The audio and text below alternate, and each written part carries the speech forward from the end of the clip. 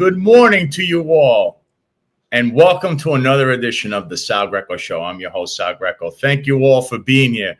Terry Murnane, shout out to you. You've been always here since the beginning.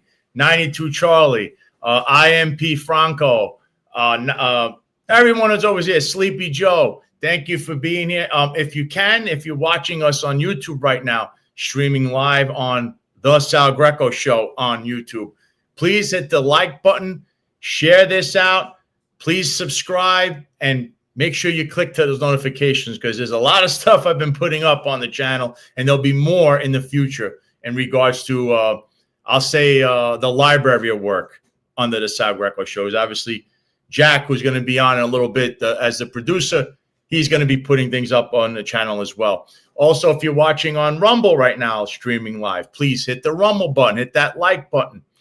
And if you're watching on X, please hit the like button and share this out to all those friends of yours, especially in the low information bubble. There's going to be a lot to say. A lot has happened. And obviously, on episode 160 of the Sal Greco Show, a certain former New York City mayor might just be in trouble again. So we're going to break this all down in a little bit. First off, one of the first things I saw was in regards to this Boston police official that sued the commissioner of police over there, Cox. So this is coming out of, I believe it's 25 News in Boston. A high-ranking police official has filed a lawsuit against Commissioner Michael Cox, alleging retaliation after uncovering widespread fraud in the department's pay detail system. Doesn't that sound familiar? In a new complaint filed in Suffolk Superior Court, longtime department member Marcus Eddings claims Cox demoted him from superintendent to deputy superintendent after he reported evidence of 693 violations involving 43 officers in the paid detail program. According to the filing, some violations were backed by video evidence. So, I mean, this is unbelievable stuff. And he got demoted apparently on January 20th of 2024. Eddings is seeking reinstatement as superintendent, compensatory and punitive damage for lost income, emotional distress, and reputational harm, and attorney's fees and injunctive relief to enforce whistleblower protections. This is unbelievable.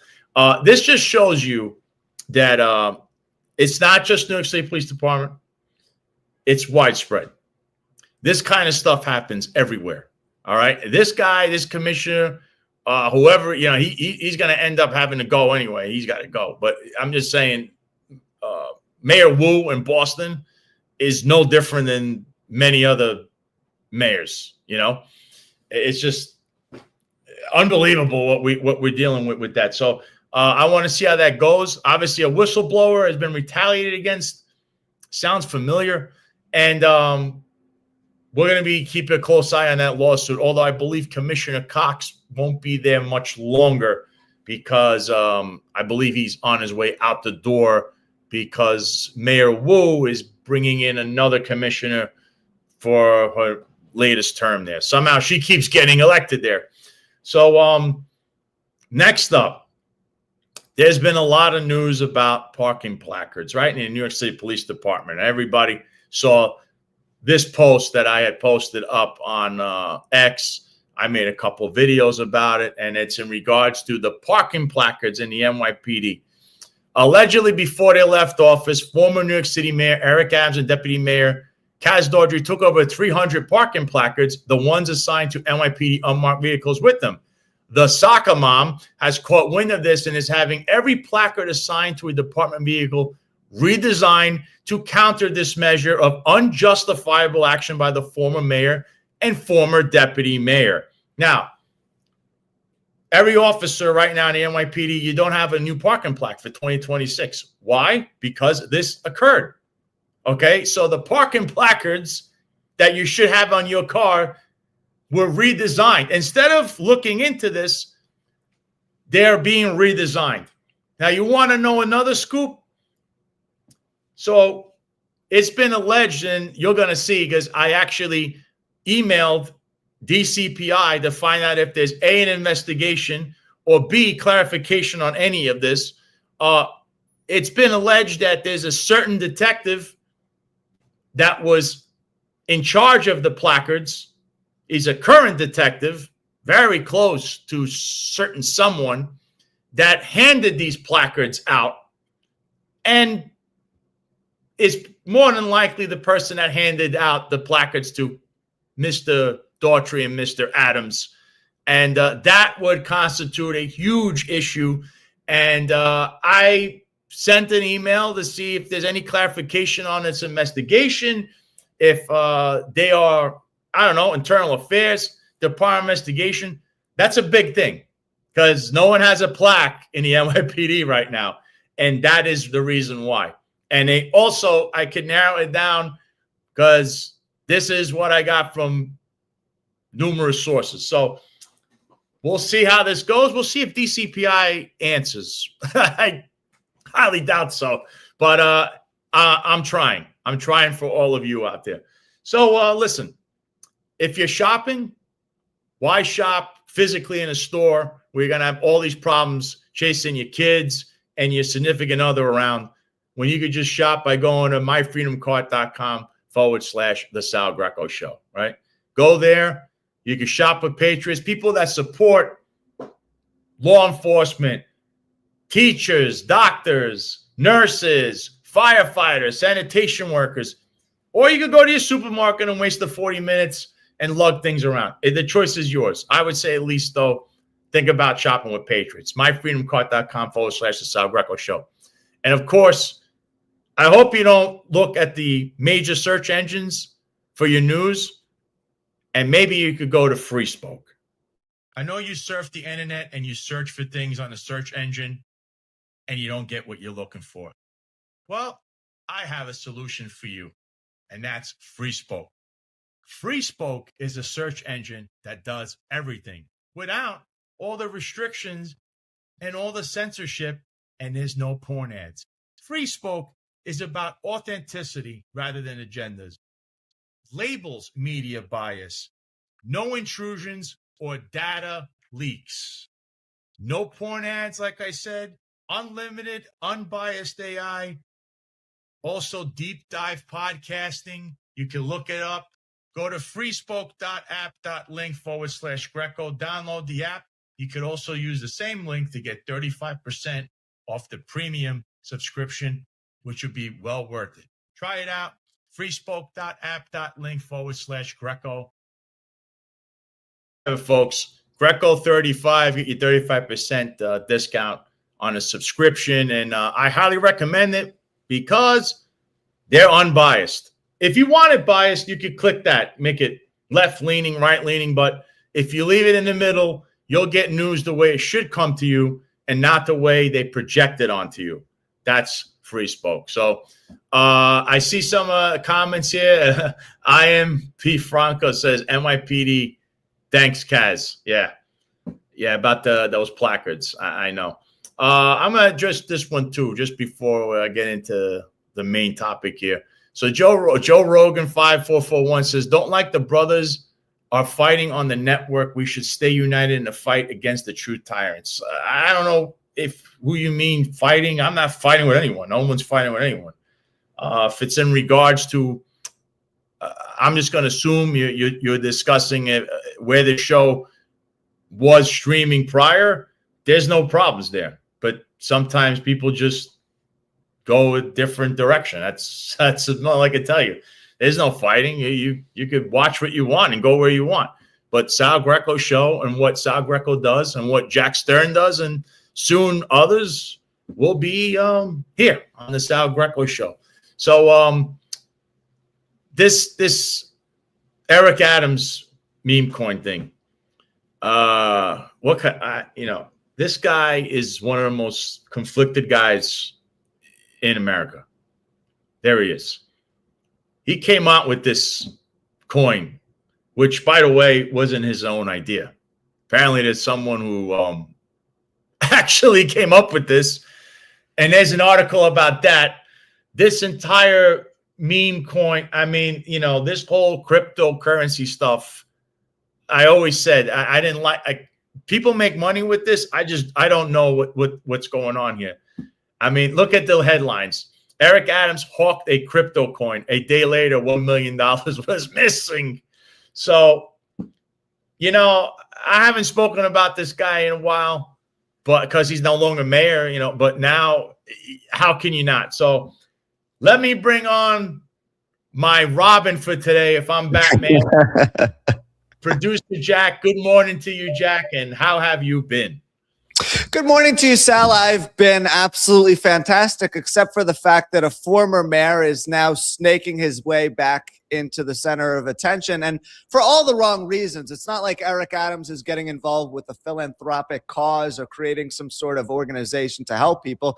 No, instead, he's creating a cryptocurrency coin, which ended up losing 80% of its value in less than 24 hours. I don't think we've ever seen that in the world of crypto. As you mentioned, crypto is a very risky investment to make because it can go up, but it also can go down. So in other words, if you invest $1 million into cryptocurrency right now, 2 hours from now, you could have $2 million, but you also could have 300,000. And a lot of the investors who were conned somehow, some way by Eric Adams woke up this morning broke. My question is, though, what did these investors see in Eric Adams aside from an impressive title on his resume? He was mayor of New York City. If you don't know anything else about the guy, it looks good at face value, but he was involved in a number of very shady business deals. He had numerous members of his administration indicted on corruption charges. This is not a trustworthy individual, so why are people trusting him? Yeah, well, I don't know. Maybe the Fort Lauderdale Young Republicans might throw another fundraiser for him in clout chase with the crypto. I have no. When I saw this, I mean, look, a day prior, we have him going on saying, "I'm about to launch this coin." I don't know if it's a anti-Semitism, whatever scheme this guy. Whenever you hear this guy speaking, there's like a scheme behind it. Other than him saying hello to you, which I don't even know if it's sincere or not, nothing you hear is going to be truthful coming out of this guy's mouth. And that because it's not that I have a personal, I'm taking all the feelings aside. Everything that I've ever known about Eric Adams, heard about Eric Adams, or could prove with evidence points to him being a schemer. And this thing, within 9 minutes, this thing tanked. What they're calling this in crypto is a rug pull. If you know anything about stocks, okay, it's a little different because it's Bitcoin. But in the stock market, Jack, it's called a pump and dump, which if you could go back to the 90s, which I remember, a guy named Jordan Belford, the Wolf of Wall Street, who he like invented the way how to do this. The pump and dump was what he was doing with his firm Oakmont, I believe it was called. So all they're doing is it's manipulating stocks, which is still a property, and it's a securities violation still. So he still can be caught up in this. I don't know what you have. If you have anything article-wise, put this up on the screen because there's so much to peel here with this meme coin thing. It's just, look at this. 4,300 total traders, 60% of lost money. 2,300 lost 1,000. 200 lost 1,000 to 10,000. 40 lost 10,000 to 100,000.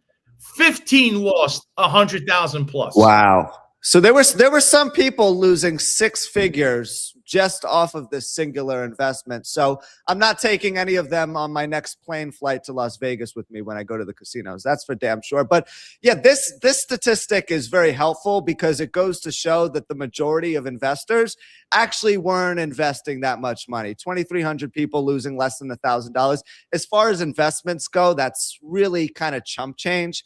200 losing between 1K and 10K. Okay, that's a little bit more.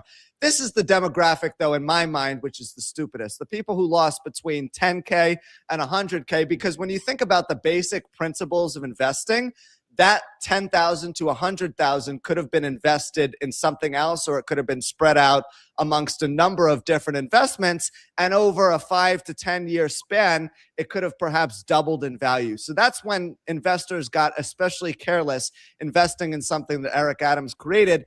again, it comes back to the central theme of what did they see in Eric Adams? There has to be some level of insider trading going on here too, where Eric Adams potentially promised people a very strong ROI right away, or he gave them inside information about the market that wasn't true and tried to kind of put them at ease, because that's what Eric Adams does. Let's be honest, right? Like, he's a very smooth talker. I could see him convincing investors that this was a wise move, but in reality, it clearly wasn't.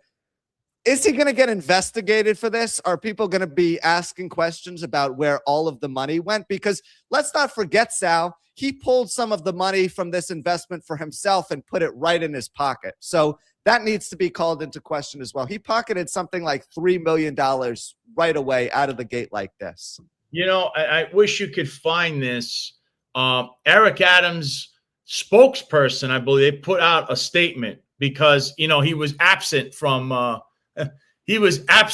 the media, social media, like directly after this. So if you could pull it up on his X account, there was a whole statement from him, from his spokesperson, that he's talking about, you know, what happened here. Because if you look at the actual way they pulled the money, they're trying to say they can't figure out yet if the investors pulled out, if the owners pulled out, or it was Eric Adams, because as the face of it, you're still liable. So this is a statement. I'm going to just read this.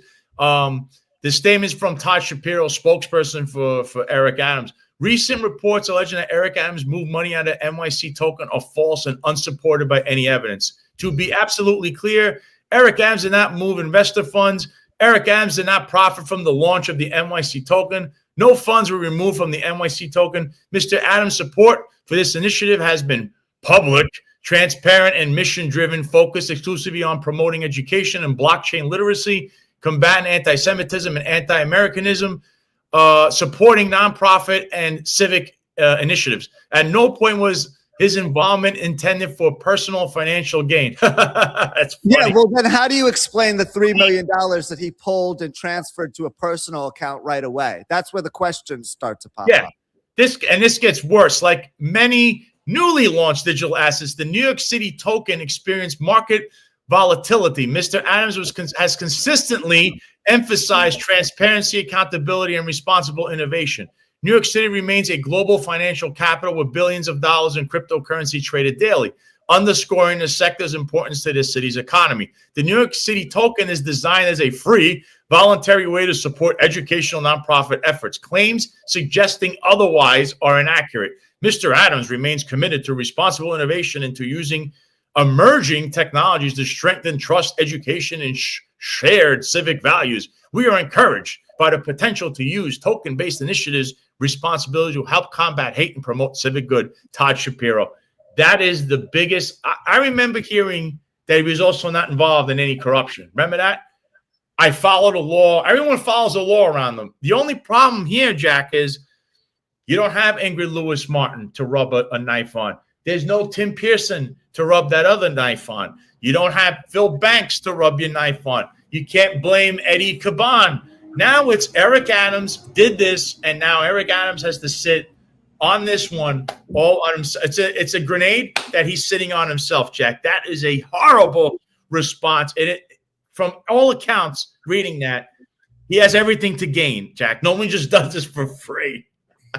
So two things. Number one, we still don't know what this cryptocurrency token is for. We've been told it's going to combat anti-Semitism and make the city safer somehow, but we've seen no strategic initiative to implementation for either of those two things. I still don't know anything about the coin. So the fact that anyone blindly put money down on this thing is just beyond my imagination and understanding of the situation. But this is probably more important. I mean, he put up an account, an X account for the NYC token, only 2,000 followers so far. But 22 hours ago, yesterday afternoon, that was the last time we got a post from this account. There are two types of people: those who own Money NYC and those who wish they could. Not a penny out. We're here to stay. If you're not a penny out, then why are you going radio silent the moment this was exposed as a rug pull? And also, X is so smart and sophisticated in today's day and age that even when he's trying to deceive the public about what's going on, there's a convenient clarification here. Former Mayor Eric Adams immediately withdrew his liquidity from the coin in what is typically called a rug pull. So there's been a lot of clarification over the past 24 hours from X social media platforms who are calling out his latest grift, but we haven't heard anything from Eric Adams himself in that time period, which goes to show that this was all a scam from day one, right? And this is the typical Eric Adams playbook. You talk a big game, you hype something up, you release it, you kind of generate a little bit of buzz about it, and then when things go wrong, you disappear into thin air and you run away. The only difference is he's no longer a public servant, so he has the ability to just hop on a flight and go to Dubai, Dallas, Chicago, LA, wherever it may be, and conduct business there. Hopefully the next people he tries to scam do a little bit more research into his tenure as mayor. Yeah, and Michael M says, wait a minute, hold on. Are you telling us that Adams is involved in shady business? When isn't this guy involved in something? You know, and the city, they wrote an article. Greg B. Smith, the dean of New York City journalists, wrote this. Eric Adams, crypto coin accused of scamming investors, hijacking trademark, right? In this article, I'm trying to pull this up where it literally says, the token opened at 60 cents per share Monday afternoon, almost immediately skydived to 10 cents a share. By Tuesday, it was trading at around 13 cents, and the company running it had removed liquidity from the equation. Sites that cover crypto quickly accused developers of the New York City coin of rug pulling, effectively triggering big losses for these investors. So they're seconding what you're saying, but it says here, Jack, which is very important into this discussion. A self-proclaimed tech entrepreneur, Eddie Cullen, reached out to the city to say he was shocked about Adams' announcement, claiming he'd pitched the idea to the then mayor last summer and even trademarked its name, New York City Token. The ex-mayor was on the road in Dallas Tuesday, was unavailable for comment. It was unclear what, if any, effect the drop in value had on the deep-pocket investors backing Adams' project. None of them have been disclosed. What do you think about that, Jack? So there's a guy who claims he trademarked this, and he just took his idea. Cohen's comments are baffling in the sense that he just voluntarily opened himself up to a criminal investigation. If discussions began about trademarking this crypto coin a year ago, then that's highly illegal, because at the time Eric Adams was the mayor of New York City, and there's a very definitive law that public officials are not allowed to engage in private business endeavors. So even if Eric Adams was networking, sending his resume out on LinkedIn, Indeed, getting ready for the next chapter, he still was not allowed to design a cryptocurrency coin that was released 6 weeks, not even 2 weeks after he officially left office. Meanwhile, you have to wonder if those trips that were paid for by taxpayers, the overseas booze cruise, as I like to call it, where he went to Dubai and Saudi Arabia and he met with MBS, and then MBS came to Washington and met with Trump, and they talked about how they need Saudi Arabia for oil. Eric Adams was heavily involved in a number of different business endeavors while he was receiving a taxpayer-funded salary. And that's the biggest problem. If the Department of Justice is serious about doing actual investigations, they're going to take all of this self-incriminating evidence that's being released right now and go to school with it to incriminate all of the people who are involved. The problem is it feels like there's mutually beneficial business interests between Washington, the Trump administration, and Eric Adams, so they're going to slide all of these things under the rug so they can kind of rub each other's backs. It's a big fraternity in a sense, which is a larger part of the problem here. Yeah, and there's a little more to this story too as well, because it mentions it in Dallas. But Samara Cohen said Mayor Adams said he was going to take his salary in Bitcoin. Did that ever happen? I believe it was all bravado. That never happened. But you knew that he was planting the seeds to this latest scheme when he did say that. It never happened. I don't know why he said that, you know. But then again, this is Eric Adams. Give it Lone Silencer. Shout out to the Lone Silencer. Says, give it some time. Eric will be running illegal numbers from the back of bodegas in Brooklyn in no time. You know, I don't put this out of the realm of possibility with this guy. But you also, there was a video of him. He was in Dallas, as it said, right? So what was he doing in Dallas, Jack? before you put this video, what do you understand what was going on in Dallas that Eric Adams was there, whether it was a week ago, a few days ago? Well, as the case usually is with Eric Adams, we didn't get any clarification about why he was in Dallas, but conveniently enough, there was a video of Eric Trump mining Bitcoin in Dallas a couple of weeks earlier. And if anyone's curious about how Eric Trump's Bitcoin operation is going, Bloomberg did a great piece on it about a month ago. See shares of Strategy popping a bit, up nearly 7%. I can't say the same for American Bitcoin Corp. The ticker there is ABTC. That, of course, was founded by Eric Trump. You had a story out today about the share move, and it is staggering. Shares down about 39% at the moment. What's going on there? Yes, so American Bitcoin, they're a Bitcoin miner that's spun out of Hut 8 Corp. And this was co-founded, like you mentioned, by Eric Trump. Donald Trump Jr. is also a shareholder. And their main focus is just mining Bitcoin. But the problem is, like I mentioned, that Bitcoin prices have really declined this year. So for a company where you're getting most of your revenue from either holding Bitcoin or from selling Bitcoin, when the prices go down, that's going to have a big impact. And we've seen that American Bitcoin has underperformed Bitcoin over the past few months. And that's what's really weighing on shares. And they're also a stock that has a large retail investment base as well, which can cause some more of that volatility too. So this is pretty much effectively kind of like a Ponzi scheme, right? Like you're soliciting money from investors. They're paying you for a product which you haven't created yet. And then when it is created, it's worth a lot less money than what investors were expecting, right? And they were actually being very generous in that video because they were looking at the value of American Bitcoin over the course of 3 months. You look at the value of American Bitcoin over 6 months, it's lost nearly 75% of its entire value. So this is a very risky investment, which at its surface is not doing well at all. Yet somehow we're still able to solicit investors because we have big names like Eric Trump, like Eric Adams, telling you that this is the next cool thing, like the iPhone, like the MacBook, like the next new smart car or TV that's coming out. They're trying to convince you that this is something that's important, even though they're just kind of running a scam underneath the table. But are they clear of any IRS or SEC security fraud here is the question, because that is what keeps coming up. Because I don't know if you remember the Hawk Tui girl. She did the same thing. She put her face on a coin. It tanked like within minutes. They pulled the liquidity out of that too, apparently. But with Eric Adams, it's a little different because now you have guys that are saying, hey, look, I trademarked this name. He stole my idea. That's going to be a problem. You have the fact that he probably took money out himself.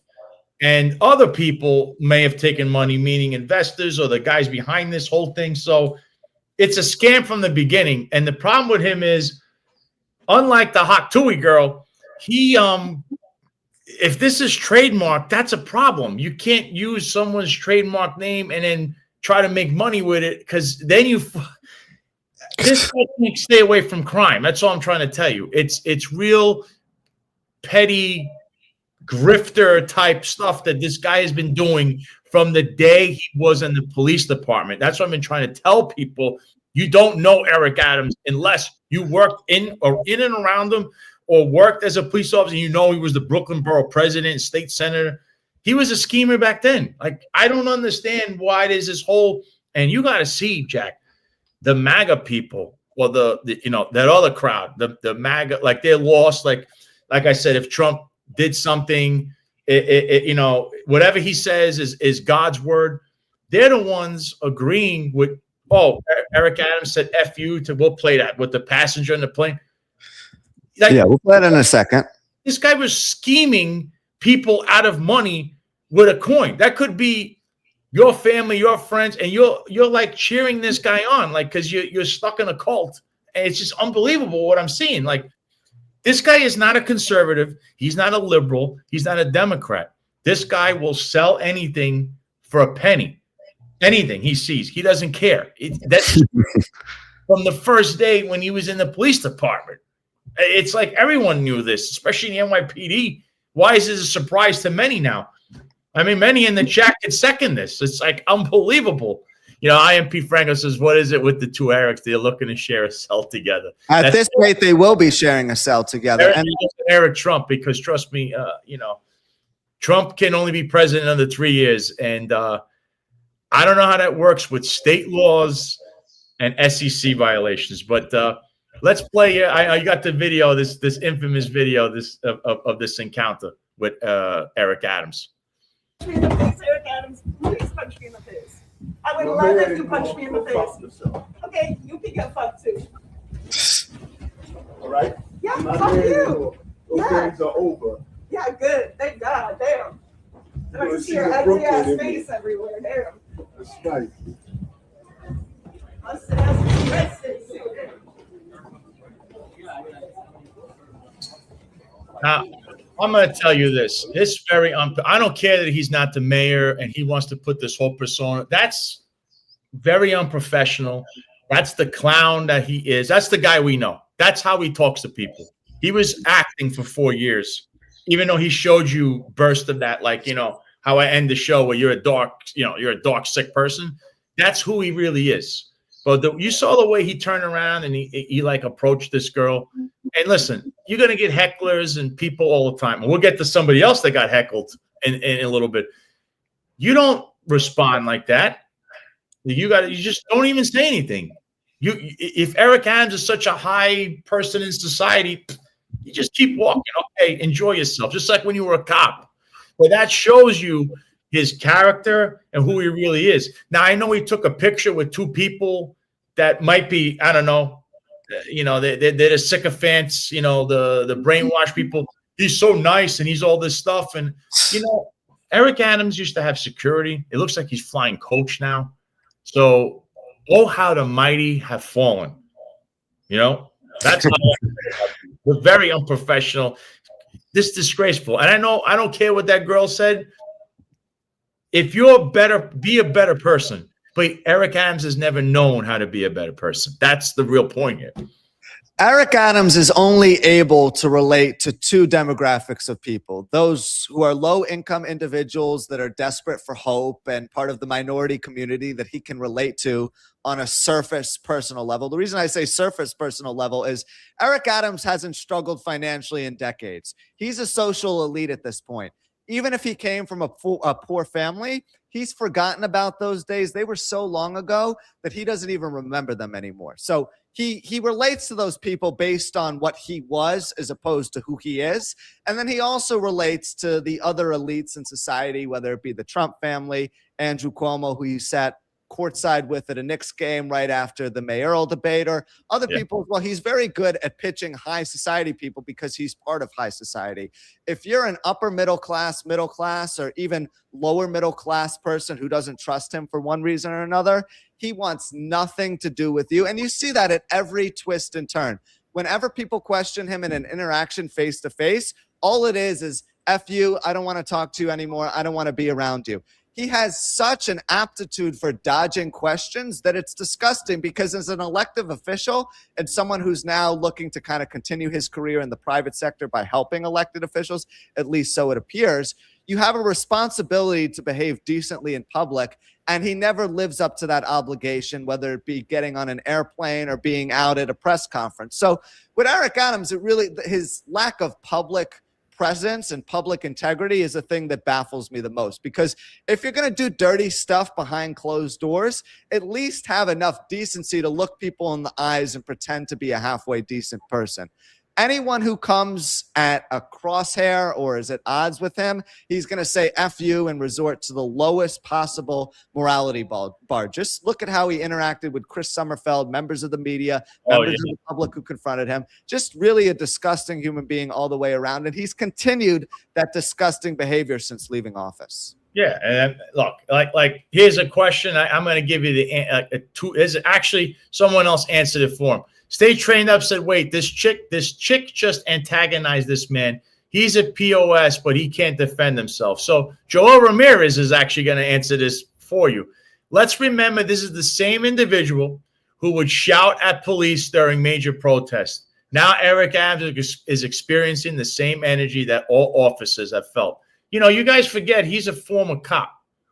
You think that as a cop, you could turn around and be like, say what he just said? Now, I would think he was trained not to say this, and maybe he didn't do it because for 4 years, he was biting his tongue. But, he's cursing at people. And now he's lunging at people. He also went after Kurt Menefee. You're right, because right here, IMP Franco says Kurt Menefee bought a dose also. He told Kurt Menefee to do yoga as well. Yeah, this guy is, but this is who you're dealing with, right? But when we talk about him and you talk about his circle, right? So that just the other day, who got indicted? Tony Herbert, Mr. Community Advocate, Mr. I work for the administration. Guy called me an insurrectionist online. I don't even know who he was. Apparently, he's a wannabe Crumbs crew member. He thinks he has a seat at the table of success, Eric Adams' table of success. But you know what he really is? He's the gopher. Go get the coffee. Go do this, go do that. And he has no membership with the Crumbs crew. How do you know? Well, former aide to Eric Adams indicted. And just in a couple of excerpts here, on Tuesday, federal prosecutors charged Tony Herbert, a former official in the office of the mayor, with bribery in connection with 2 separate pay-to-play schemes. What we've been saying here on the show for years with this administration. Herbert was arrested Tuesday morning and entered a not guilty plea at his arraignment. He received a $50,000 recognizance bond and is due back in court January 30th. This is from ABC News, by the way. The charges against Herbert followed a conviction of former Adams aide Mohammed Bahi in an illegal donation scheme. He was sentenced to 3 years probation. Igrin Lewis Martin, his former chief advisor, was indicted on bribery charges, and that case is still ongoing. Obviously, Eric Adams, was indicted. But here's some of the details. In Herbert's first alleged scheme, the indictment said he solicited and received $11,000 in cash from a security company executive in exchange for pressuring other city officials to give the company security contracts at public housing projects. That's the first one. So stopping right there, Jack, what do you got to say about that? And by the way, the security company, I believe, was at the time Deputy Mayor of Public Safety Phil Banks's old security company that he handed off to a sergeant, Suazo, I think her name was. She was running it for him technically while he was in city government. So, and it was like $150 million contract or something. What are your thoughts on that first part? So although we're not happy about the situation and the way things unfolded with Herbert, this is a cautionary tale when it comes to doing public housing and providing publicly, quote unquote, publicly provided funerals for low-income families that are unable to afford it for one reason or another. Instead of providing the service publicly where there's a high risk of corruption and deals being done under the table, kickbacks being provided, all that good stuff. We've seen it ad nauseum with Ingrid Lewis Martin in the bike lane and Eric Adams and now Tony Herbert as well. Why don't we start earmarking federal subsidies to help people with these sorts of things? If someone is struggling with housing, give them a little bit more money from federally allocated funds to pay their rent, to pay insurance bills, to do things like that. Because once you go down the rabbit hole of providing all of these services publicly, number one, they're provided at a very poor quality. Public housing in New York City is awful, right? You have these huge tower-like apartment buildings where everything's breaking down. The apartments are disgusting. People are living in like third world country quality conditions with no fixes in sight because of the conditions in these buildings, right? And like you can't move any of these people out of the building because the elevators are broken and logistically it's very difficult as well. So number one, there should be no more publicly provided or built services because that's a very dangerous path to go down, as we've seen with the exploitation that's taken place under the Eric Adams administration. But more importantly, there needs to be a monitoring and a supervision and a uniform process about how all of this stuff works. If we're going to be giving money to people to pay for rent, we can't put it on an EBT card. We can't just give it to them so they can go out and buy $600 Jordans as some of these people would, right? So like the probability for error here and kind of the vulnerability that exists from providing these services publicly, public housing, public bathrooms, public funerals. Instead of doing it that way, let's get public funds and give it to the people directly instead of giving it to the companies where very shady stuff is evidently going on. Yeah, What do you think about that solution? I think that'd be a good solution. Listen, having these guys are running around like a bunch of thugs, running around. You got your hands on other people. These are hardworking people. Who the hell do you think you are going in their money grubbing and going into their pockets? So now you become basically a mob. You're a criminal. That's what's going on here. There's a little more here that you need to hear. All right. So in the second charge, the indictment alleged that Herbert took $5,000 in kickbacks from the director of a funeral home in exchange for approving financial assistance for burial services for low-income families. You have to be an absolute lowlife to do stuff like this. And this guy is a lowlife. I don't know him, but just by his behavior, he's a lowlife. This guy's They have no supervision, though. This is part of the problem. There's no uniform process in place that says if we are going to build public housing here, the money is going to come from this part of the federal government. The contractor is going to be X, Y, or Z. 9 times out of 10, when public housing is built in this country, there's a bidding war. The purpose of public housing is to provide affordable housing for low-income individuals, not to make this a for-profit scheme where developers can come in and put out a $50,000 bid to build a property that really is going to only cost $25,000. It could have been done for a lot less. And now all of a sudden we're operating at a loss right out of the gate. So this is a very large area of vulnerability for not only the low-income families that are living in public housing that don't understand the process of building public housing, but also the people who are involved in the governmental operation who are taking advantage of those people. And Samara Cohen makes a good point about NYCHA. We could really do a whole show about this because there's so many layers to unpack. Maybe that's something we could do down the line. But no matter how awful NYCHA is, there's still a 20-year wait to get in. Yes, because it's very cheap public housing, but again, even though it's being provided at a very cheap cost, it's not being provided with any quality, and it's putting people in danger. For example, if you have an older family member who's living on the 30th floor of a NYCHA building and the elevator is broken, what happens if there's an emergency? What happens if there's cracks in the paint and asbestos is being exposed? People are living in third world country type conditions and their maintenance issues aren't being repaired. The buildings aren't being fixed because New York City right now is in so much debt. And all of these operations are costing a lot of money to fund, whether it be the plumbers who are making $200,000 a year, the building superintendents who have 6-figure salaries but don't really do much. It's a highly corrupted system, NYCHA is all the way around. Yeah, it says that he had receipts of thousands of dollars from both the security. He omitted the receipts from the security company executive and the funeral home director. This is really bad. Federal prosecutors said Herbert allegedly abused positions he held from 2022 to 2025 in both the mayor's community affairs unit and a citywide public housing liaison. Remember, he's a community advocate, whatever the hell that is. That's usually a scheme position.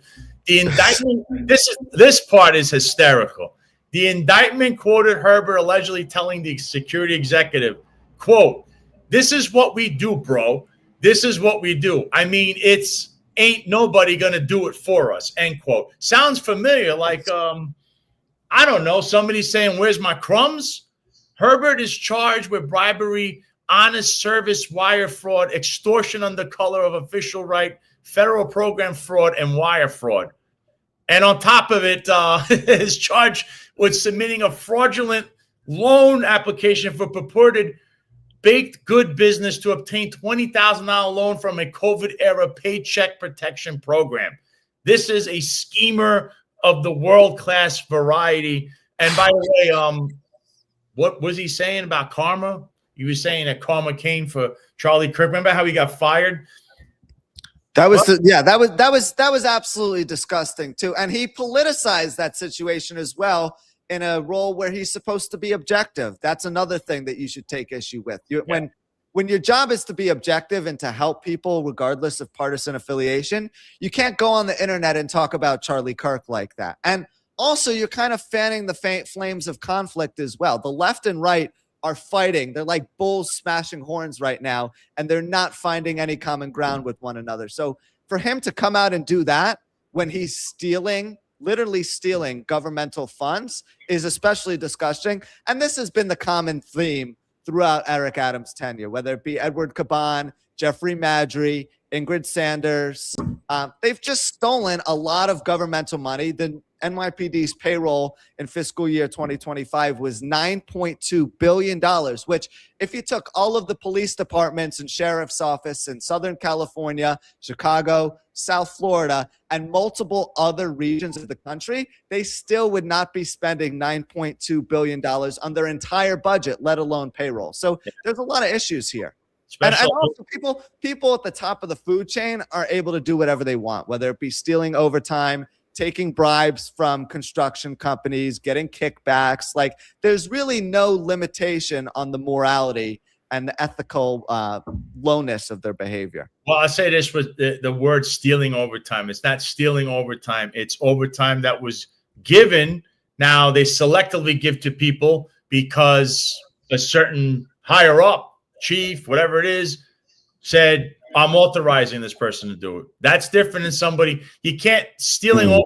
Someone has to sign off on it. So remember that part. It's always people like to conflate the two because they get all emotional. So. One more thing on Herbert real quick before we move on, just because we kind of did open up Pandora's box a little bit with the guy. I was looking through some of the payroll data right before we came on the air today, and I found this to be particularly staggering. So in 2025, he received $95,000, almost $96,000, but his pay rate was set at $107,000, right? So he received about $10,000 less than the amount of money he was supposed to be paid for fiscal year 2025.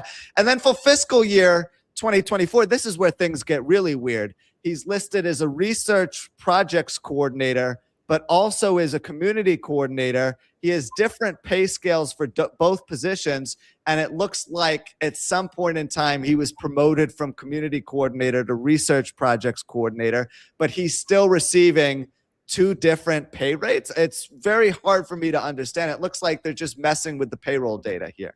Yeah, well, they got to hide him. Also, the way the indictment's written, I believe that it's designed for him to roll on either Eric Adams or the three people they won't name in the indictment. They go unnamed, which would, I could only assume three people. I think I know exactly who they're talking about. But Special Hagen says it best here. They're probably using Herbert to go after folks higher up in the food chain. Adams and his closest probably wouldn't trust Herbert with anything of substance. I understand him to be the gopher. He always wanted a seat at the table of success, but he's not good enough for Eric Adams to be there. That's why he was always lingering around all these years. And now, can you have the his post of him begging for GoFundMe, and he's on Facebook? Any witnesses? I mean, what the hell, guy? He wants witnesses. He's asking for witnesses. I mean, here's his legal defense fund. I wonder if that money from that Bitcoin from Eric Adams is now being pumped into this. I looked. I did a quick screening of the people who donated to this GoFundMe, and I didn't see Eric Adams. That's a name. I know exactly what that is. Kevin Parker. Oh, the usual suspects coming to the aid. But he's on Facebook asking for if there's any witnesses to come forward. Witnesses to what? How you shook down a funeral director? Like, I don't know where this guy's getting his. This is the world of Eric Adams. That's the best way for me to put that. I don't understand what just happened with this guy other than, he's claiming karma and all this nonsense. And then look what just happened to him. He gets fired. Yeah, talk about karma. He's now asking for witnesses to what? Him shaking down people, his hands in his pockets. Frankie Palaguacci, shout out to you, my friend. $9.99 to the Sal Greco Show. Plenty of cafecito to go around. He says PFD, that means present for duty. 28 was submitted, unlike some people. God bless the show. Frankie, when he means by 28 submitted, that's the leave of absence report that Richie Taylor has apparently never filled out in all his time as the chief, which he should have. That's a discussion for another day. We've been hammering that one home. Richie Taylor's investigation. What's going on with that? I think Internal Affairs contacted someone the other day, but I'll keep that on the wraps. We don't want to reveal too much because certain people have their antennas up on the show. But speaking of that, Can you play that video I posted yesterday in regards to what's going on with holiday pay and overtime being cut? Because there's a little bit of an excerpt at the end regarding the soccer mom. So let's play this. In the New York City Police Department, the holiday pay for the uniformed members of the police department, that's been delayed. Usually you would get paid in the middle of the month of January after the holidays. Now it's going to be the end of the month towards February. Your overtime has been cut as well, at least 10 hours. So God forbid you make an arrest and you go over by 1 minute. If you're at the 45th hour of the month and then you go to the 50th hour, you'll probably be transferred by the soccer mom, the illustrious soccer mom of the NYPD, Jessica Tisch. She's the police commissioner. Oh, and speaking of her, do you want to know how she speaks to people? Well, I'm about to show you a video of a recent CompStat meeting where the soccer mom, someone who's never wore an NYPD uniform, watch how she speaks to a squad commander. We all know that I don't really tolerate that kind of bullshit, right? Ooh. Ooh. Spicy. Nice to see someone who never put the uniform on and is still in the process, by the way, of earning the respect of the rank and file, because she hasn't been police commissioner for that long, just a little over a year at this point, saying, I don't tolerate that bullshit. Who does she think she's talking to? Well, the problem here is I've had a couple people already comment on that. First of all, that's from a recent CompStat. And no, soccer mom, you could look and try to find who did this, who did that, because you know that's what she does. She's a tyrant behind the scenes. You think people like you when they don't. You treat people like they are subhuman servants. Okay, that's what you see how she sounded. That's what she does up on the 14th floor. That's what she does when she talks to cops. You think that she's some nice lady. See, you needed to hear a glimpse of how she treats people. You have to understand, as the head of the NYPD, consider yourself the CEO, right? You don't talk to people that way. I don't care what you're worth. You never, ever talk to someone that works for you that way. She's been getting away with it. Why? Nobody wants to come forward. You'll get destroyed. You'll get transferred. You'll be whatever. But that's what happens when you get in the crosshairs of the soccer mom. And oh, by the way, with the overtime, I'll have something about that probably in the next couple of days in regards to how it's being cut. And yes, the overtime is cut. And what I meant was, let's say you have 48, 45 hours, you make an arrest, you have to stay because if you get to that 50th hour right now, be prepared to get transferred, because there's a strict compliance to this. You better adhere to this because it came from her. Why she suddenly cares about overtime, I don't know, because a lot of people have been making a lot of money in the NYPD. And the holiday pay, somebody said something to me about, it's usually the pay period would start first week of January, second week's the middle of the month, the second paycheck. If there's a third, it would be the very last week because it kind of falls that way, or it ends up in the first week of February. That's when you're going to get it. It's like a month delay. Usually it's 2 weeks. And all I'm saying is they put a whole memo out. That's not normal. But to also take their overtime out, well, when you ask yourself why a New York City cop, what they want, why they want to stay on the job, why they want to be abused like this, why the morale is so low, that 59-second clip is everything in a microcosm. What she's doing to you, she's hurting your pocket.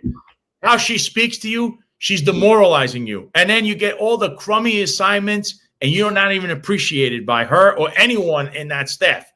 And she's not even a cop. She was never a cop. So when you ask yourselves why this is going on, why the police department is, the morale's in the toilet, 59 seconds, I made it very clear.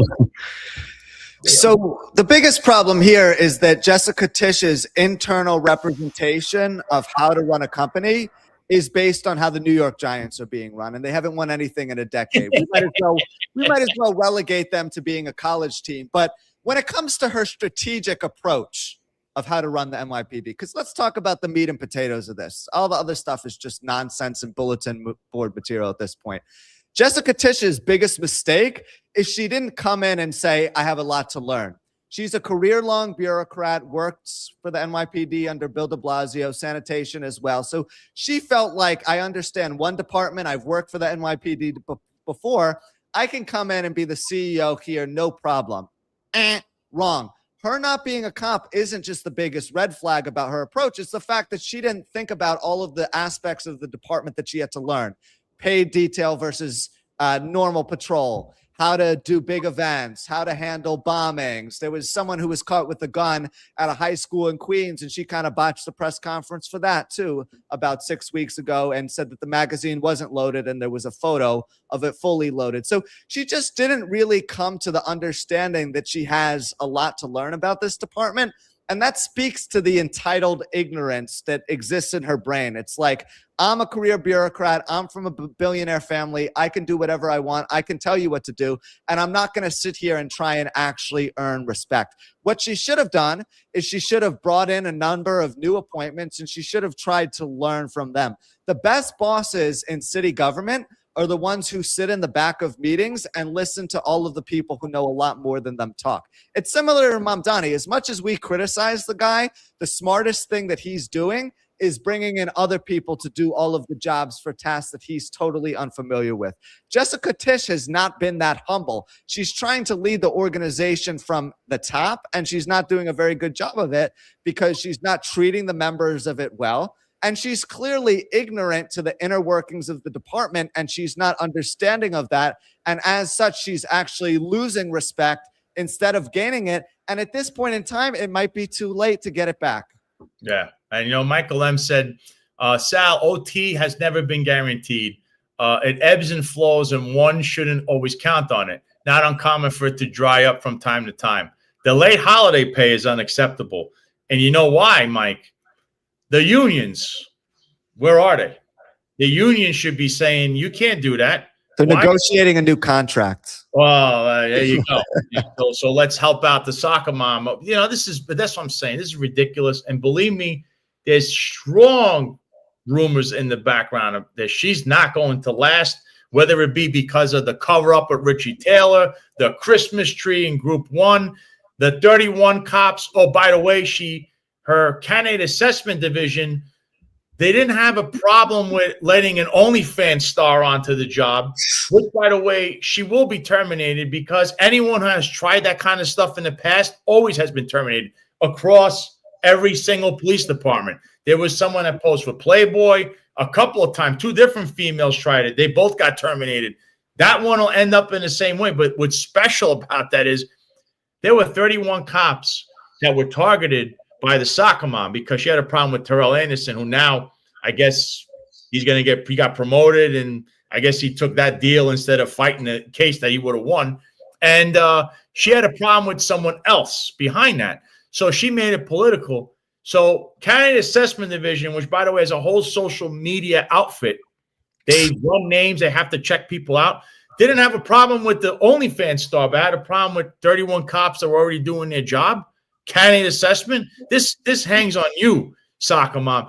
But I'm hearing a lot, and there'll be a little bit more from me once I can assess the entire situation. But Jack, she's not going to last that, she's not. No, and this is another issue with having a job jumper as a police commissioner. When you think about some of the past police commissioners, whether they were good or bad, they were people who came up through the system, and this was probably going to be their last job in the public sector, right? I mean, we saw James O'Neill take another job in Newark. Dermot Shea went to the private sector, got a job with Related Rust, but there's a little bit more integrity when it comes to taking accountability and falling on the sword when things happen. Not to 100% of a degree, but, a little bit more so than with Jessica Tisch. One of the other issues with Tisch is she's clearly scoping out her next job opportunity right now. And this is like a way of personal promotion for her. So as such, she's not going to take the blame for anything. And anytime there's an internal scandal, she always either distances herself from it, or she rails into the people involved, saying they didn't do a good job, they didn't uphold integrity, we're going to discipline them, we're going to hold them accountable. You're the one running the department and overseeing all of these things. Where are you in terms of taking accountability and saying, yeah, we're not vetting candidates properly. We're not evaluating precinct commanders well, and now we need to add a little bit more supervision. Instead of finding solutions to her problems, she's creating problems and not taking accountability for them, and the problems are escalating and escalating and escalating to the point where the department is filled with a ton of turmoil, neglect, and mismanagement, and she's not doing anything to fix it. It's very problematic. It's like the cycle of life that keeps continuing. And Zohran Mamdani said he was going to clean up the police department. It seems that he and Tish are not exactly on great terms, at least not for now. But in reality, nothing's really changed either. She's still running the show as she ran it under Eric Adams. And Mamdani actually has less involvement in public safety, as he's saying he's going to trust them to do their jobs. Yeah, it got Lone Sounds that said, in your opinion, will she be PC on 12/31/26? What do you say, Jack? Yes or no? No, I don't think she's police commissioner past June. And the reason that I say that is because there's going to be a number of other jobs within various agencies and other departments that open up as time progresses. And she's quickly looking to jump to the next thing. That's painfully obvious. I'm not going to sit here and say she's eyeing a mayoral run, because I think that's something that is probably not going to happen in the near-term future, because she doesn't have the charisma to win over voter support, especially against someone who's as charismatic on screen as Mamdani. But Tish is not going to be the police commissioner for that much longer. I'm saying it's not even 6 months, 6 months longer. I say no. I can't give you a timetable yet because everything is behind the scenes. I know a name. I just can't say it yet. I know what's going on. Soccer mom, I know what's going on. You could try to fool the many people, but you're never going to pull wool over my eyes. I find this interesting before I kick it to you or whatever you want to. I know there's a couple of things you want to post it, but Squad Life says Greg Kelly to have Curtis Lewa and his wife on today to hash out their differences. You know, I don't know what the hell got into that guy, Greg Kelly, but he had a lot of awful things to say. That shows a lot on Curtis to go on there. I don't know if I would be so nice to Greg Kelly, because he was awful to Curtis Lewa and slanderous stuff that he was saying. But whatever. If that's the case. I mean, we do have to give the WABC hosts a little bit of the benefit of the doubt here, because they are working for a paycheck, and the chief puppeteer from atop the food chain is kind of manipulating everyone and telling them what to say. But at the same time, you can't pawn off your integrity for 50 cents at the dollar store. Anytime you do that and go on the airwaves and provide unfactual, biased information that isn't true, people are going to look at you as lesser. Sorry, that's just the way it is. I'm kind of surprised in a sense that Curtis Lewa is even interested in hashing things out with Greg Kelly and John Katzimatidis and Sid Rosenberg, given the way things ended. I would have thought that he tried to distance himself even more. I don't know. What he said, they should have to live with that, or one day if Greg Kelly's no longer on WABC, tell the truth, because I don't know if everything that was being said was coming directly from the host. I mean, that's as close as I'm going to, We'd both love to get the truth, but in reality, they're so buttoned up at a place like WABC. And also John Katzimatidis is such a powerful player in not only the New York City, but the national media landscape, that I don't ever see any of his minions there pushing back against him, even if they end up leaving the station in a couple of years, because they don't want to burn that bridge. That's just the psychological thought process of many of the hosts. They're talking out of fear as much as they're talking out of irrationality here. I mean, it's really amazing to see. I got Lizette Torres, as you know, if you've been watching the show, that's former officer Josh Torres's mother, who I had Josh on with Eric Sanders a couple of weeks ago, and he had a heartbreaking story about how the NYPD. Terrible. She says the reason why Adams made Tish the police commissioner is the same reason why he made Sewell the police commissioner, is all for optics and to continue to be the echelon's puppet, which is essentially she might be she's the puppeteer because she's the top of the food chain. She's worth $10 billion. I mean, her family basically donates to every major politician in the city. Including President Trump, too, by the way. Special Hagen says they're saying Tish is going to run for lieutenant governor in Wood Hochul. I have yet to hear about it. It reminds me of when people were saying Alex Rodriguez was going to go sign with the Red Sox, right? Like, in actuality, it kind of makes sense because they're both political elites who are associated with billionaires. But practically speaking, Tish is more of a city government type of a person than someone who's going to be calling the shots from up in Albany. I don't ever see her making a run at a state seat. I think she's going to be either a city council member, public advocate, maybe years from now when Mamdani's done mayor. But no, she's not ever going to be running for lieutenant governor with Hochul. Also, she and Hochul kind of right now have a weird relationship dynamic. And I think Hochul is going to be looking for more of a yes man or a yes woman with the way things ended with Antonio Delgado, who's now primarying her. Remember, Hochul's very concerned about someone breathing down her neck, and Tish is clearly a threat in that regard, so she's going to stay away from her. Well, I'd like to say this before we go to your topic, what you want to touch up on, Jack. Every single night in the New York City Police Department, you can listen to a majority of these precincts. They're holding 30 to 40 jobs. 30 to 40 jobs means whatever's coming up on the radio, they're going to have a delay because you don't even have the personnel for it. You want to know why? The soccer mom put a lot of personnel into transit. You know why? Who is running on a platform of I made the subway safe? Her friend, Kathy Hochul. So what happened is you depleted patrol, the regular rank and file cops that work every day in a precinct, to stack up transit, where crime is still not down. It's not down anywhere. No one has come up with a solution to anything. So the actual personnel numbers are scary because you have lowered patrol numbers to suit transit. And you know how they do it? By giving details. All that overtime they're sticking them down in transit. So it's like you're not even allowed to say, I don't want, you have to do it. So that's why they're holding 30 to 40 jobs a night in precincts, because they stacked transit with all these people on overtime and all that nonsense. And then to cap it all off with what's going on personnel wise, now they want to take away about 10% or all the full duty cops that are in central booking. That's in Manhattan central booking, the Bronx central booking, Brooklyn central booking. Remember, if you take away the full duty cops, the ones that could actually physically touch the prisoners, who do you have left? Restricted cops. We can't touch prisoners.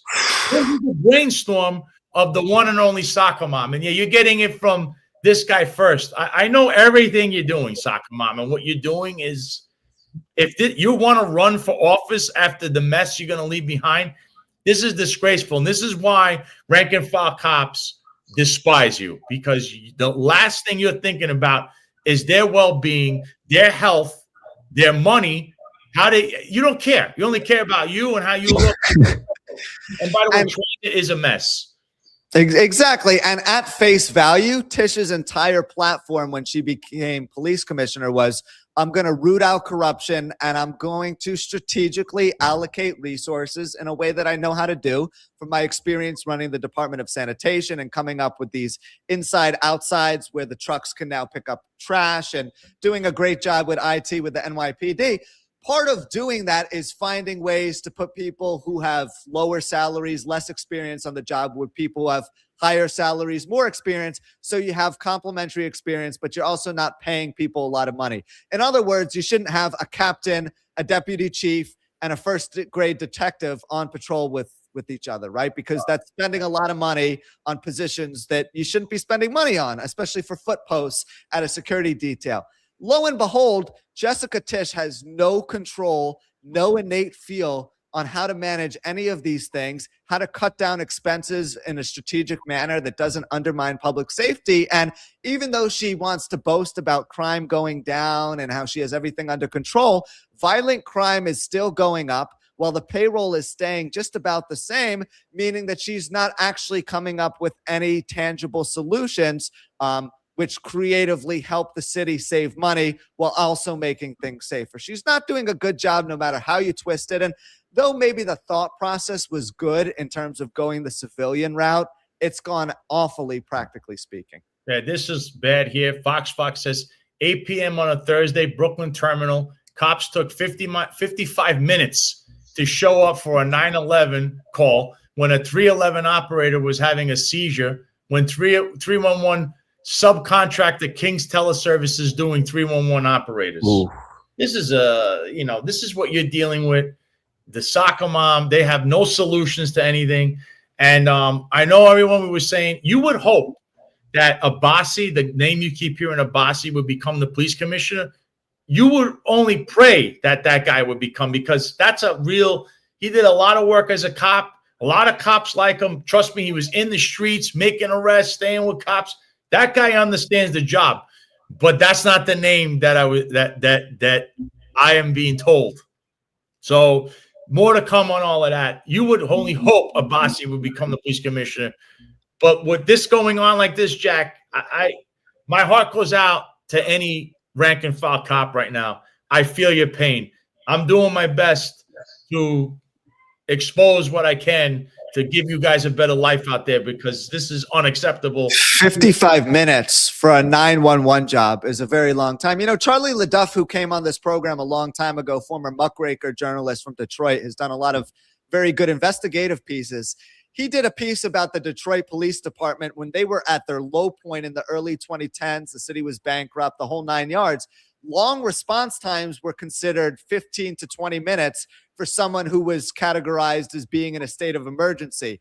Now you have response times that are as long as 55 minutes because there are blind spots in terms of coverage areas where precincts are supposed to be covering, but they're not actually patrolling those parts of the district. So when something happens, other precincts come. It's a whole disaster in terms of how tasks are being allocated. And if you're wondering why New York City right now kind of resembles Motown in a sense, especially given the financial difficulty that's taking place, that's why we're not properly allocating our resources. No, it's a shame, but there'll be more to come. I'll have plenty more to come in the next few days, even on Monday. So stay tuned. So Jack, I know you want to touch up on something. I see you got a video queued up. So let it rip.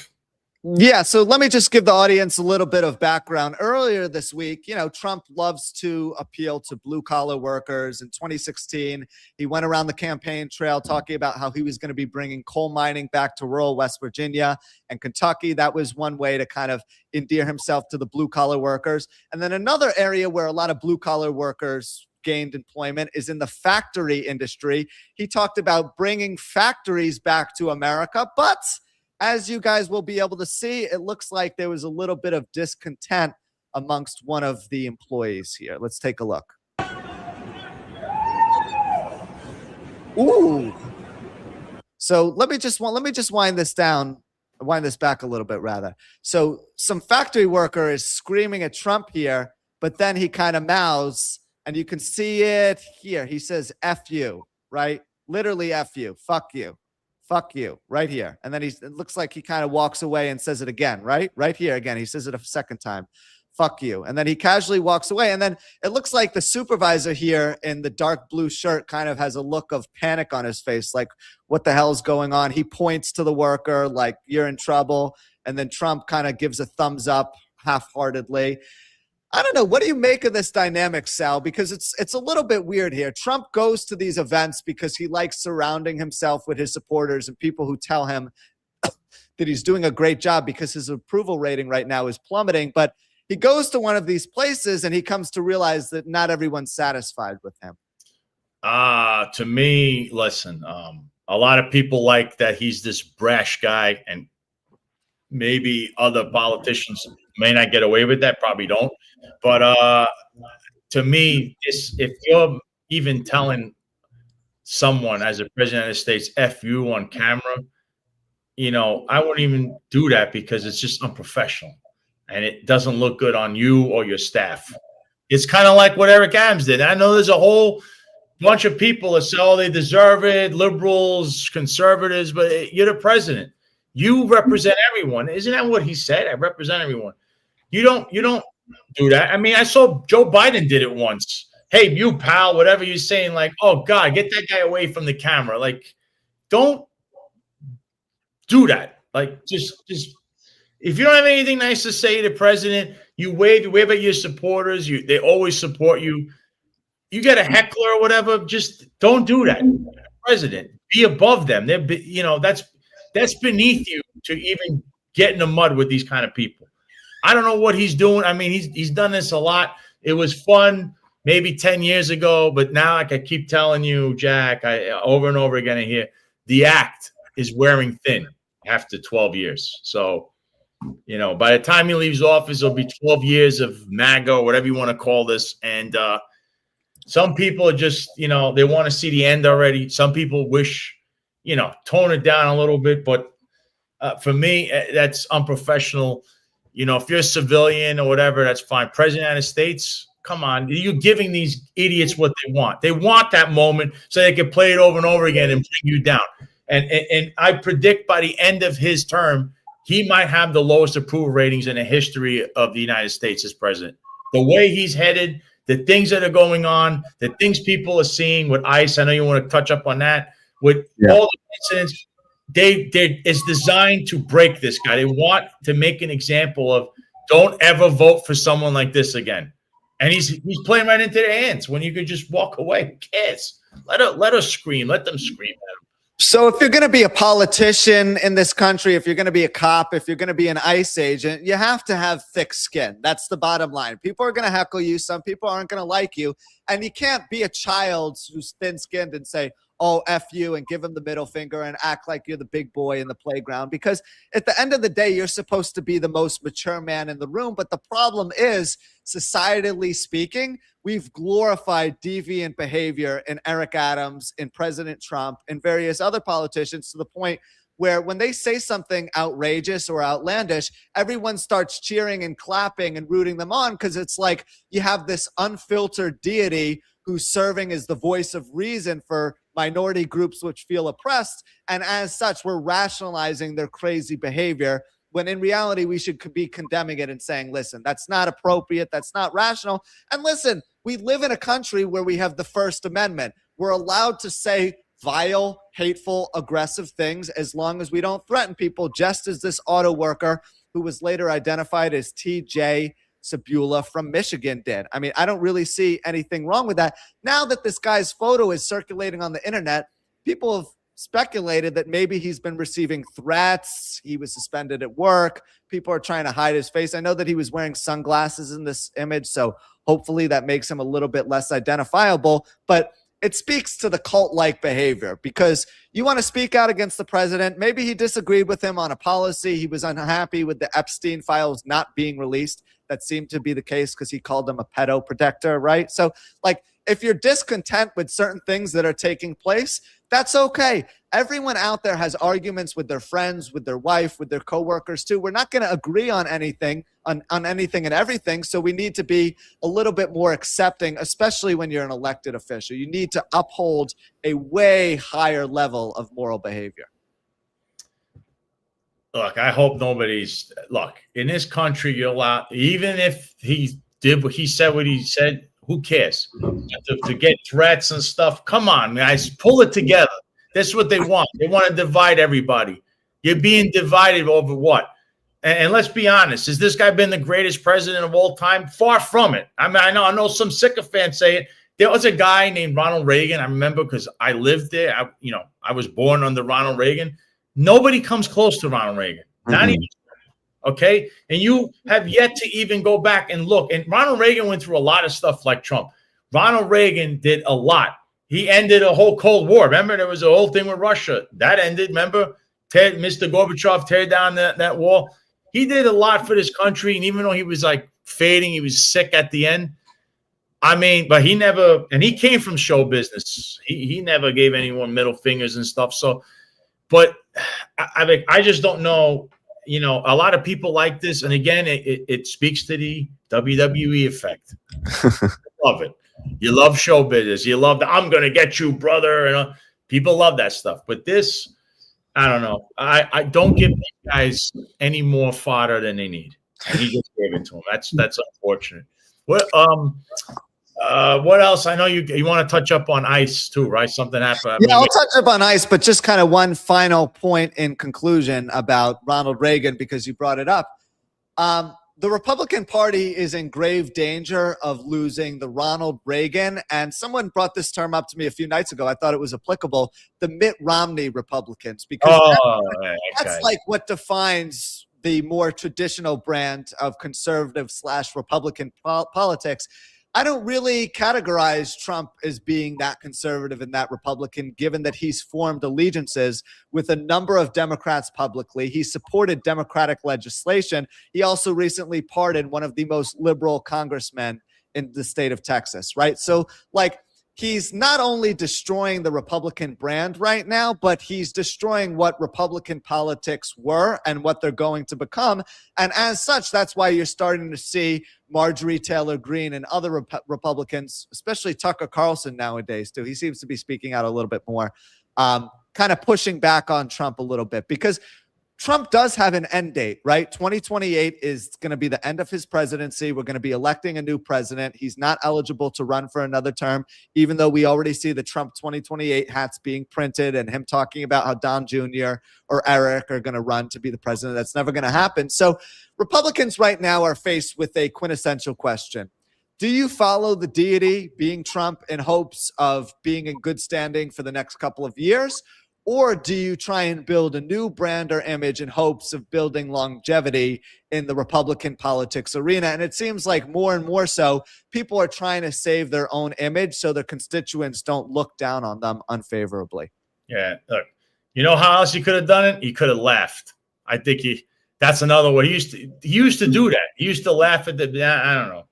Yeah, he's gone a little bit off the rails. But anyway, talking about going off the rails, two wrongs never make a right. And we touched on this a little bit in the last show, but unfortunately the riots and the protests in Minnesota have continued. And take a look at what happened last night when rioters really went crazy.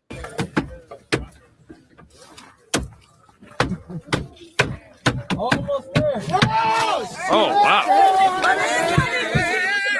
Now, to add a little bit of context here, these are unmarked ICE vehicles. I know you can't see anything in terms of them being identified as ICE vehicles, but yeah.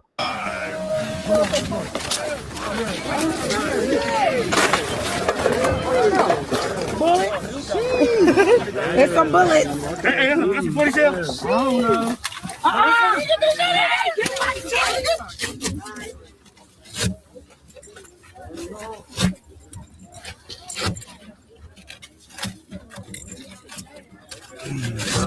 Ain't no way.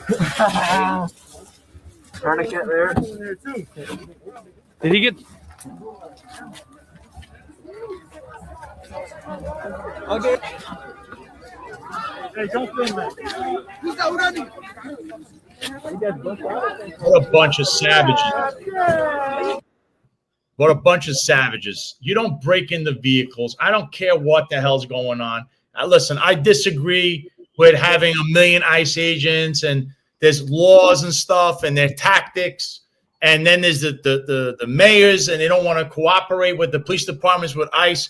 But don't go out there and break into vehicles. You are a savage if you do that. I don't care who you are. You're stealing things out of a car. You're no better than the next common thief. These are savages going around. It's one thing to video record the ICE agents. It's another thing to try to break into a car, and then you're stealing things out of there, and you think this is funny. I would use this footage against them, and you prosecute them. You're all a bunch of what are you doing? See, you want the moral high ground, but then you just continue to roll in the mud. I don't get it.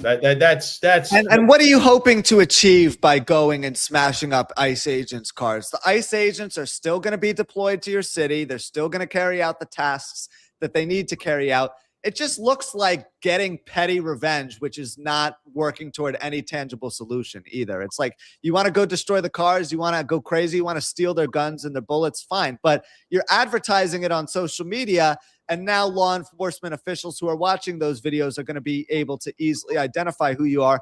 Also, the person recording, I'm not sure if the audience or if you caught this, Sal, but someone was saying, oh, record this, don't record that, record this, oh, come over here with the camera. It's almost like they want to document the destruction they're causing so they can go out and brag about it too, which is another problem here. Yeah, that's Minneapolis for everyone.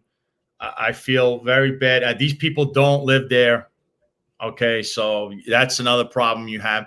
I already have mentioned the shooting. The tactics were bad. I don't like that ICE is knocking on everyone's door and almost like a mini Gestapo, the way they're going about. I thought we were just going after the really bad hombres. Isn't that what he said, Trump? Instead, it's turning into this other thing. Meanwhile, you know, if in a police custody, if you have someone as an ICE detainer warrant, God damn it, call on the phone to ICE, let them know, we have one of yours. What would you like to do with it? They don't do that either. So there's no cooperation, there's no coordination, and this is the end result. You have people doing this kind of crazy stuff. You have these paid protesters running around. Unfortunately, it was a bad incident, and now we're all blaming ICE and Trump and everyone else for it. And really, look at yourselves in the mirror. Exactly. The kingmakers want division, and they're getting it on steroids. And this kind of behavior is savagery, okay? It's savagery. That's what they want. It's very unfortunate. I wish people would be smarter and not be low information, but unfortunately, that's what we have. You know, it's very sad. You know, Jack, it's going to be a big weekend. Before we go, who's going to win? I got New England. I got Denver. You know, the NFL, of course, Miami's playing Monday night, so we'll get to that. Yeah, we'll get the predictions for that game on Monday night. And tickets for that game in Miami are apparently starting at like $7,000, and they're having. Oh man!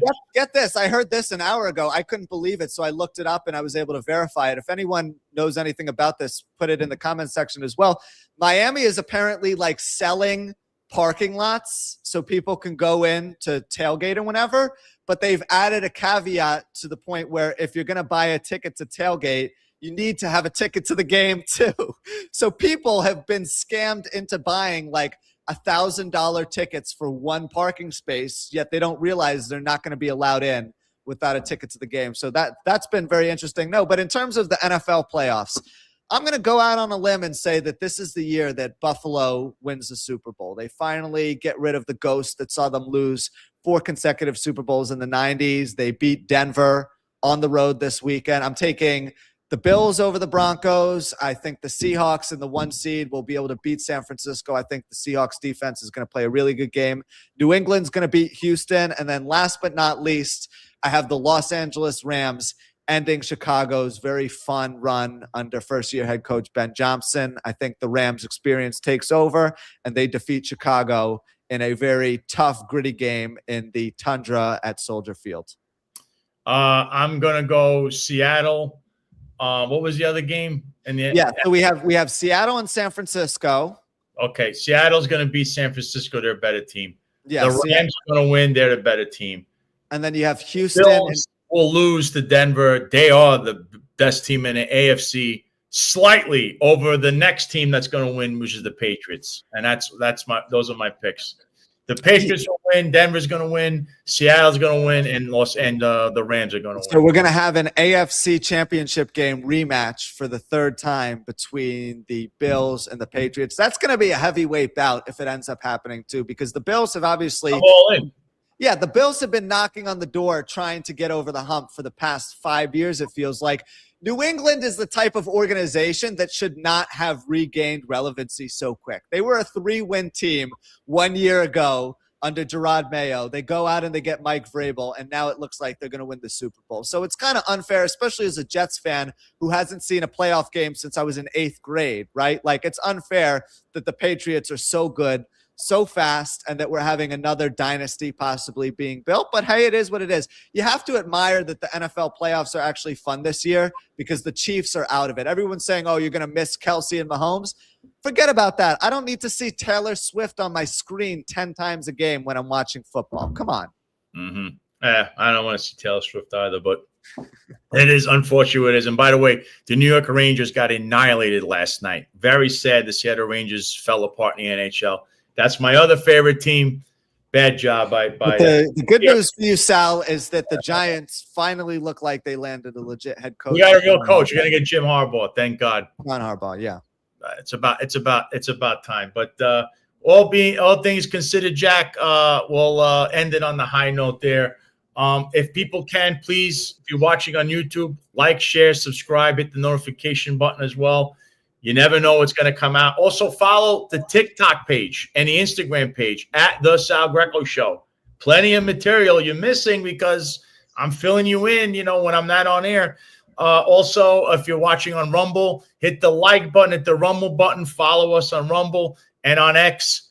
Like and repost, and also follow me on X at the Sal Greco. Thank you all for having me on here. Friday, I will be on tomorrow with Jason Goodman on Crowdsource the Truth. You can check him out. He's on X. He's also at Jason Goodman on X and also on YouTube. We'll be doing a nice little walk and talk, discussing a lot of different things, a lot of new topics that come up, you know, and some other things as well. But, you know, check us out. I did that last Friday as well. And on Monday, we're going to have someone on this show. I hear his name a lot, apparently. But Eric Sanders will be here, and there'll be a lot to talk about.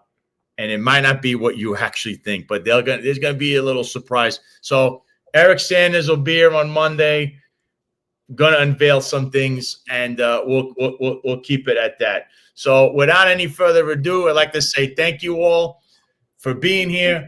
Have a great weekend, especially you, Jack, out in West Palm.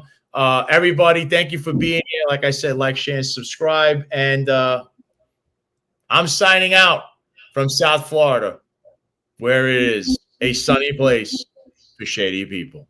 What I'm asking New Yorkers for is to look back at all the things I've done as a deputy commissioner for operations, the assistant as assistant commissioner, and my time as a not only as a New Yorker but as a police officer.